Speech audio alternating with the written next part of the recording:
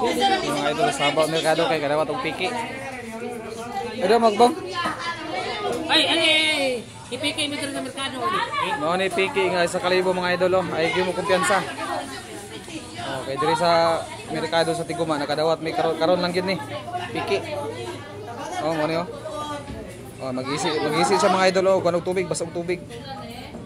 Kung makadawat mo sa kalibo mga idol, ang tawag ninyo og kuan basaan yung tubig. Gibutawan mo ni mo. Unahan nyo. Butang mag-isi sa mot. Ayo mga idol oh. Klaro mag. Oh, mairis ang iyang kuan mga idol oh.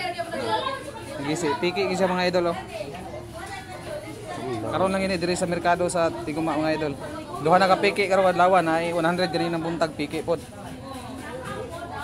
Pastilan po ng mga tao nga maghimo aning kwarta mga idol, dili ilang maning kamot og ilaha nga kanang tinatuluan og singot ba, gusto gid sila kwarta sila nga dili hinaguan. Maghimo pag og kwarta nga piki. Oh, luoy kayo mga biktima ni mga idol. Shout out man ko sa manghimuay kanang piki. Kaya hinaot ko nga mausab man tanan inyong kuan. Luoy kay mga tao makadawat aning piki. Kanay dili nga dili. Nagpasayon lang mo ba? Dili lalim nga negosyo nga ginagmay kay negosyo ya, makadawat pag piki ka kwarta. Pastilan.